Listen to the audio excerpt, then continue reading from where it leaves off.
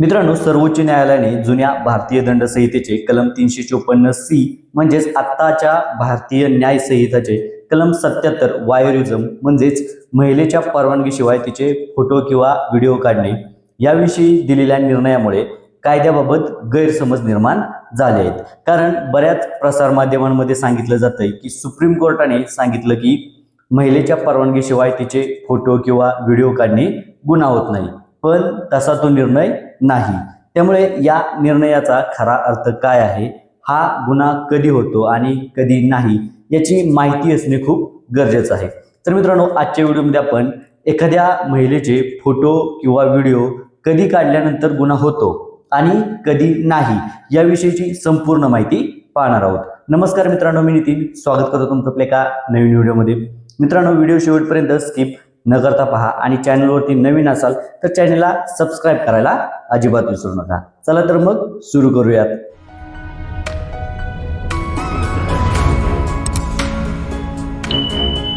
तर मित्रांनो, आपण ही केस काय होती ते थोडक्यात पाहूया। तर बघा, ही केस होती मालमत्तेच्या संबंधित। तर यामध्ये फिर्यादी जी महिला आहे ती वादग्रस्त मालमत्तेमध्ये प्रवेश करत असताना आरोपीने तिचे फोटो आणि व्हिडिओ मोबाईलमध्ये काढले होते। त्यामुळे त्या फिर्यादी महिलेची अशी तक्रार होती की त्या आरोपीने तिच्या परवानगीशिवाय तिचे फोटो व्हिडिओ काढल्याने तिच्या गोपनीयतेचे उल्लंघन झाले आणि तिच्या सन्मानाला ठेच पोचली। त्यामुळे तिने भारतीय दंड संहिताचे कलम 354C आणि इतर कलमांखाली आरोपी विरुद्ध गुन्हा दाखल केला।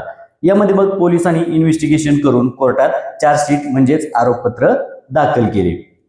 त्यानंतर मग ट्रायल कोर्टाने आरोपीला दोषी ठरवले। तसेच सत्र न्यायालय आणि उच्च न्यायालयाने सुद्धा आरोपीला दोषमुक्त करण्यास नकार दिला। त्यामुळे मग आरोपीने सुप्रीम कोर्टात अपील दाखल केले आणि मग सुप्रीम कोर्टाचे न्यायमूर्ती NK सिंह आणि न्यायमूर्ती मनमोहन यांच्या खंडपीठाने हा महत्त्वपूर्ण निर्णय दिलेला आहे। आता सुप्रीम कोर्टाने या निर्णयात काय म्हणले ते पाहण्याआधी IPCचे कलम 354C वायोरिझम म्हणजे काय ते समजून घेऊयात। तर बघा, कलम 354C असं सांगतं की जेव्हा एखादी महिला खाजगी कृती करत असेल, म्हणजे कपडे बदलत असेल किंवा आंघोळ करत असेल किंवा इतर कोणतीही खाजगी कृती करत असेल, तर तिचे फोटो काढणे किंवा व्हिडिओ रेकॉर्ड करणे हे कृत्य IPCच्या कलम 354C प्रमाणे गुन्हा होईल। आणि या गुन्ह्यासाठी जर पहिल्यांदा असे कृत्य केलं तर 1 वर्षापेक्षा जास्त 3 वर्षापर्यंतची तुरुंगवासाची शिक्षा आणि दंडाची शिक्षा होऊ शकते। पण जर दुसऱ्यांदा असा गुन्हा केला तर मात्र 3 वर्षापेक्षा जास्त आणि 7 वर्षापर्यंत तुरुंगवासाची शिक्षा आणि दंडाची शिक्षा होऊ शकते। आता या IPCच्या कलम 354C मध्ये नवीन भारतीय न्याय संहितेमध्ये थोडा बदल केलेला आहे। तर नवीन भारतीय न्याय संहितेच्या कलम 77 मध्ये वायोरिझम सांगितलेले आहे आणि बदल असा आहे की 354C मध्ये जो कोणी पुरुष असं काम करेल असं होतं, पण नवीन कलम 77 मध्ये पुरुष हा शब्द वगळलेला आहे, म्हणजे काढून टाकलेला आहे आणि कोणीही असं म्हणलेलं आहे। त्यामुळे जरी एखाद्या महिलेने एखाद्या दुसऱ्या महिलेचे असे खाजगी कृतीचे फोटो काढले तरी त्या महिलेविरुद्ध वायोरिझमचा गुन्हा दाखल होणार। आता बघा, या कलमात स्पष्ट म्हणलेलं आहे की महिला जर खाजगी कृती करत असेल तरच हा गुन्हा होईल आणि सुप्रीम कोर्टाने सुद्धा या निर्णयात हेच स्पष्ट केलं की महिला जर खाजगी कृतीत गुंतलेली नसेल, म्हणजे ती एखादी तिची खाजगी कृती करत नसेल, तर तिचे फोटो व्हिडिओ तिच्या परवानगीशिवाय काढले तरी त्या परिस्थितीत कलम 354C अंतर्गत वायोरिझमचा गुन्हा होत नाही। आणि या केसमध्ये सुद्धा ती महिला फक्त त्या वादग्रस्त मालमत्तेमध्ये ये जा करत असताना रेकॉर्डिंग झाली होती, तिच्याकडून कोणतीही खाजगी कृती होत नव्हती।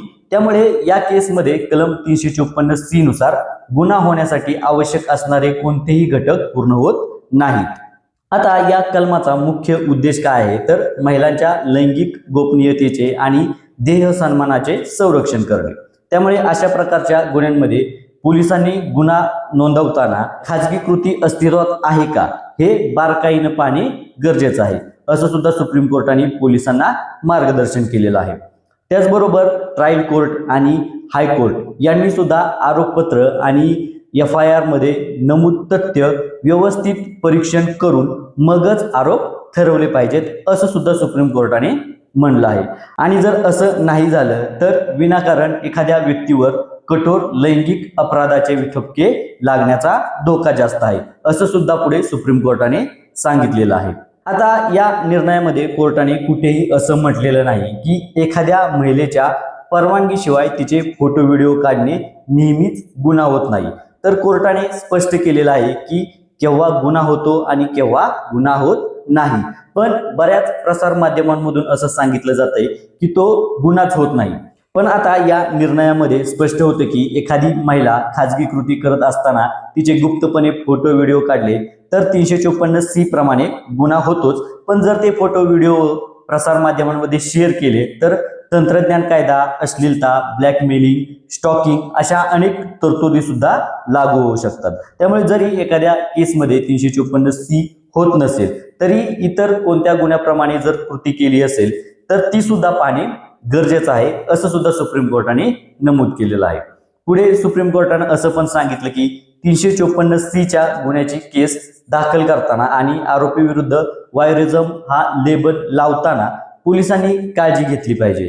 त्याचबरोबर महिलांनी आपल्या अधिकाराविषयी जागरूक राहून खाजगी क्षणांचे गुप्त रेकॉर्डिंग, ऑनलाईन ब्लॅकमेलिंग अशा प्रकारचे तुमच्यासोबत काही होत असेल तर त्वरित कायदेशीर मदत घेतली पाहिजे.